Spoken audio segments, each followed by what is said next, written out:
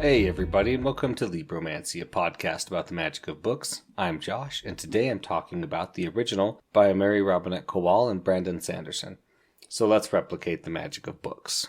So first off, everybody, I wanted to say I'm sorry about missing the last 2 weeks. I've had some technical issues with my laptop that I'm using for recording. I had to get a fan replaced. It was quite unbearable to try and listen and record while the fan was screaming. So thank you for being patient, but this book was a lot of fun. I actually listened to this, just while driving because it is an audiobook, and it's pretty much an audiobook only. I've heard rumors or potential rumors that it might be written into an actual book eventually, but for now it is just the audiobook. And as an audiobook, it clocked in, I think we listened to it at about 1.2 speed, and we were able to finish it in 3 to 4 hours. While driving. So it wasn't that bad. It was really, it wasn't that bad for an audiobook length. It was a really fun book. It was really enjoyable. I liked it a lot. There was a lot of cool things that I think were done with this book and very exciting. So let's talk about some non-spoiler things for a minute, just to get that kind of out of the way. It's an audiobook. Obviously, the narrator does amazing. I thought she did a really good job. Her voice was very good. She was able to really bring me into the scenes and was, on that same point, like the relationships between these characters were really well done. Mary Robinette Kowal does an amazing job with her relationships in her books. She is a master at that. It's very impressive. She's always able to write these good characters with good relationships, and that is clearly evident here, even with what I'm going to talk about later. You'll see what that's about. And this is, I don't think it's a novella. I'm not sure if it classifies itself as a novella or not, but it's amazing how much of a good book this is with only a few characters. This book has very minimal characters, and it works really well. This book has some excellent atmosphere. You really get this. We'll have to talk about this again later in the spoiler section, but there's some clear atmosphere elements going on that we are privy to, and that is kind of basically explained to us and then, shown. I thought that was all really well done. This is a very unique plot. I don't think I personally haven't read anything that has this kind of a plot. It depends on how you want to stretch the plot and which ways you stretch it. You could make any plot kind of match another plot, right? But as far as on the whole, it was pretty good. It was very hard to stop listening and get out of the car and actually go do the things that we needed to do. And this is something that I don't really talk about, but I think that the twists and the logic in this book was very earned. There is a subtle logic and a tricky logic to us, but everything in the end makes sense. And let's just say I really, really both love and hate the ending. I think the ending is the perfect way to end this book. It's specific only to this book, and we'll get to why. But I think it's very perfect for this book. We'll talk about it, but I think it was great. I also hate it because I want more clarity, and you'll see what we're happening there. So let's just talk about this book, get into our spoiler section here. So let's talk about it. This book is a futuristic book. It doesn't give an exact time. We don't see a lot of the transition from now until then, which is fine. It's not required for this book. Now, our characters are Holly Winseed, and she is our character twice. And then we have a couple other characters that we'll talk about when we get to them. So the reason we have Holly Winseed twice as our character is that the Holly Winseed that we follow in this book is a provisional replica. What is a provisional replica, you ask? It is a clone that has been created to kill the original. The original has committed a crime and evaded capture. The authorities have went and got a warrant in order to create a provisional replica. They load it up with some combat training and expertise and skills, and then they send it out with a week to live to find it and kill it. So the original to take their place. Now, this is a little bit of a misnomer. A week, they actually only get 4 days. Now, that is a little bit of a nitpicky thing to nitpick, but that's fine. That's what I'm going to nitpick. Now, as a provisional replica, everyone in this world has kind of an implant, a brain assistant, right? And then they do something called theming, where you can theme your world. And all the other themes can talk to each other and things. So when you talk to somebody, you kind of see them how you want to see them, or you can change things about yourself. Like our main character, Holly Winseed, has changed the way she tastes oranges so that they taste sweeter to her and not quite as bitter. Now, this leads to all sorts of things that she learns in the book, as she's going on, as she's experiencing her life again, but without this theming that is ever present for basically everybody, unless you become a checkout, where you've checked out of that system, and then you live with no theming and you have no nanobots. And so they have nanobots for enhanced regeneration. If she doesn't check in every day, our Holly Winseed provisional replica, then she will die. It's funny. There's lots of good things about this book. So let's talk about it's so funny, Holly Winseed, when she's like, I'm a provisional replica. Like, there's no way that I could have done this. Like, I'm sure I'll figure this out as I get going. And when she goes back to report to her kind of handler, whose name is Skylar, he's a cop. She's like, well, what about this? And how am I supposed to do this? And he's like, well, it was in the pamphlet. And she's like, I didn't read that stupid pamphlet that you gave me right when you told me I was a provisional replica.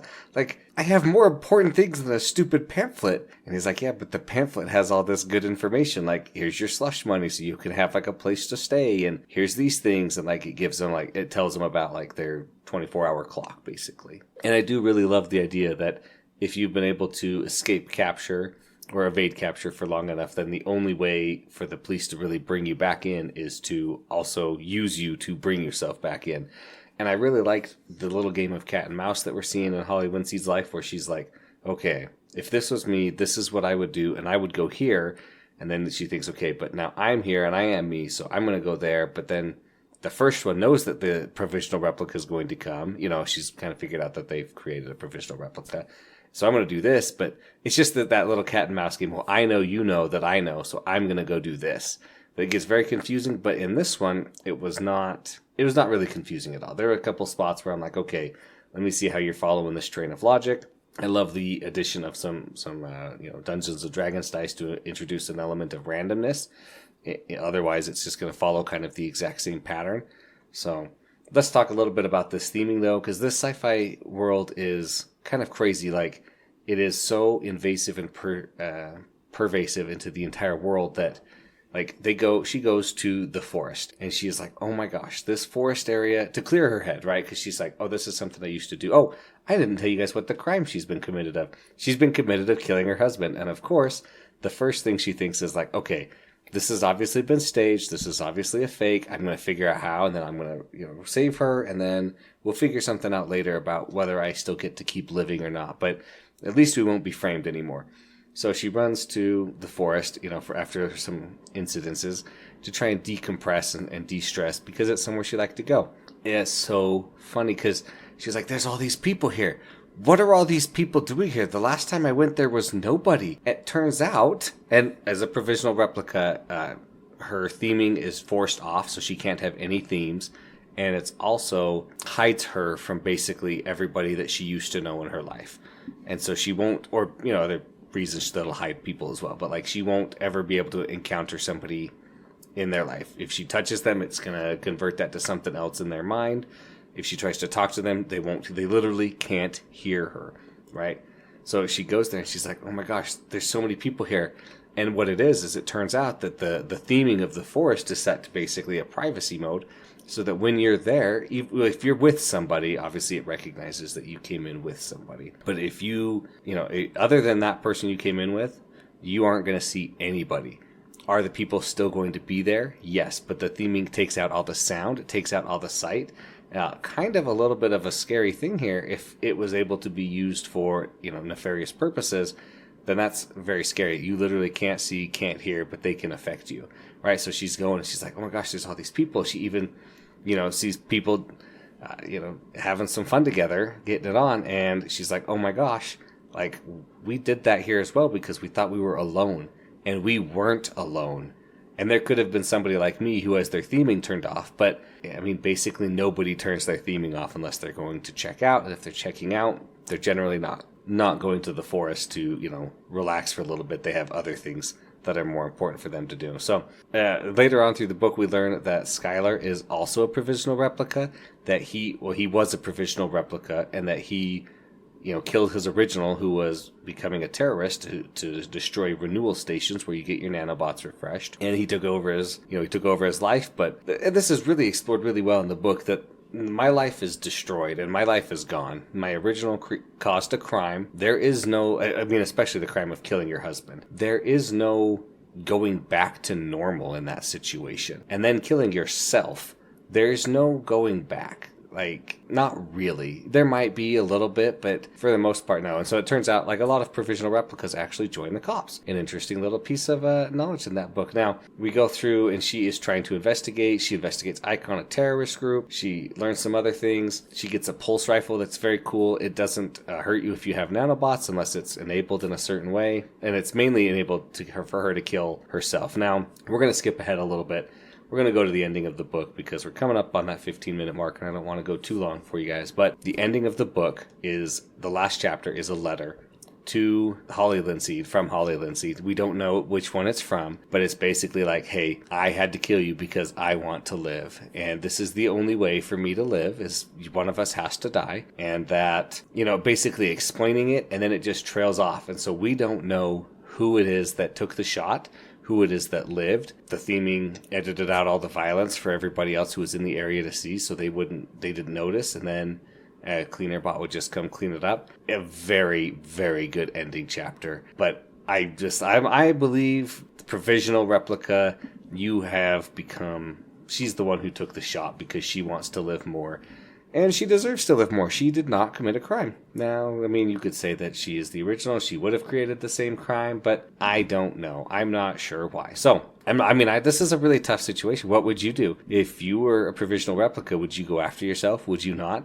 Then we learned through the book that, like, they only do provisional replicas for those people they think would actually go out and hunt themselves down, or like actually have a chance of doing that. They bring it up that they're like, well, why didn't you use these provisional replicas for the Icon members, since you can see all their memories and stuff because they're not people? And Skylar is like, well, we could, but the algorithm, praise the algorithm, right, of course, but the algorithm's like, yeah, it said that this member of Icon, who's kind of like the leader, would basically just go immediately start trying to destroy desalination plants again, which is what the original was doing anyway, which is crime. So it's like, we don't need to have two of them running around trying to destroy things, so we're not going to, replicate her. So we realize, the conversation where Holly is talking with herself, and herself has left her voicemail that's like, yes, I actually did it. I killed our husband, and I'm going to tell you why. And then we learn at the end of the book that her husband had become a provisional replica, that her husband, who did work on the software for the theming and everything, was going to defect into Icon, and they couldn't have those secrets getting out because he kind of had found a back door that he had locked to himself. And like I said earlier, remember, if somebody bad gets that is really, really bad. And so they had